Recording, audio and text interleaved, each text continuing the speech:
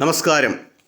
സ്നേഹം ജീവിത വിജയം തരും എന്ന് വ്യക്തമാക്കുന്ന ഒരു സംഭവകഥ ഇന്ന് നിങ്ങളുമായി പങ്കുവെക്കുകയാണ്. ഭാരതവും പാകിസ്ഥാനും വേർപിരിയുന്ന ഘട്ടം 1947 കാലഘട്ടം. ബ്രിട്ടീഷ് രാജാവിൻ്റെ പ്രതിനിധിയായ മൗണ്ട് ബാറ്റൻ പ്രഭുവിനോട് കോൺഗ്രസും മുസ്ലിം ലീഗും സിംലയിൽ വെച്ച് ചർച്ചകൾ നടത്തിയിരുന്നു. സിംലയിലെ ഒരു ഹോട്ടലിൽ മുഹമ്മദ് അലി ജിന്ന താമസിച്ചിരുന്നു. അതേ ഹോട്ടലിൽ ജവഹർലാൽ നെഹ്റുവും മറ്റൊരു മുറിയിൽ താമസിച്ചിരുന്നു.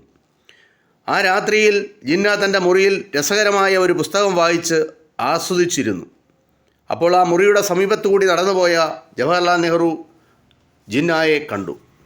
ഉടനെ അകത്തിയെന്ന കസേരയിലിരുന്ന ജിന്നയെ നെഹ്റു കെട്ടിപ്പിടിച്ചു. പല നാളുകളായിട്ട് വേർപെട്ട് കഴിഞ്ഞിരുന്ന സഹോദരങ്ങളെപ്പോലെ അവർ രണ്ടുപേരും പരസ്പരം കെട്ടിപ്പുണർന്നുകൊണ്ട് മുതുകിൽ തലോടിക്കൊടുത്തു. ജിന്ന നെഹ്റുവിനെ തൻ്റെ സമീപം തന്നെ ഇരുത്തി. ഉടൻ നെഹ്റു ജിന്നയുടെ കഴുത്തിൽ തടവി നോക്കി. അതെ, ചില ദിവസങ്ങൾക്ക് മുമ്പ് ഒരു രാഷ്ട്രീയ വിരോധി മുഹമ്മദ് അലി ജിന്നയുടെ കഴുത്തിൽ കുത്തി മുറിവേൽപ്പിച്ചിരുന്നു. അതിൽ നിന്നും ജിന്ന ജീവനോടെ രക്ഷപ്പെട്ടു.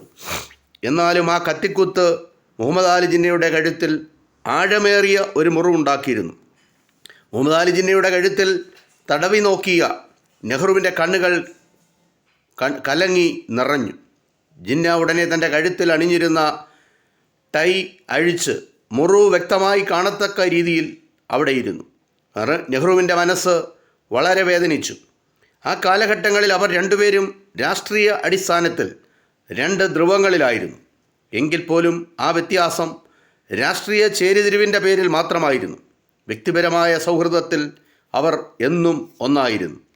സ്നേഹം ജീവിത വിജയം തരും എന്നതിന് നല്ല ഒരു ഉദാഹരണമാണ് ജവഹർലാൽ നെഹ്റുവിൻ്റെയും മുഹമ്മദ് അലി ജിന്നയുടെയും ഈ കൂടിക്കാഴ്ച. ഈ ചരിത്ര സംഭവകഥ ഇത്രമാത്രം. നന്ദി, നമസ്കാരം.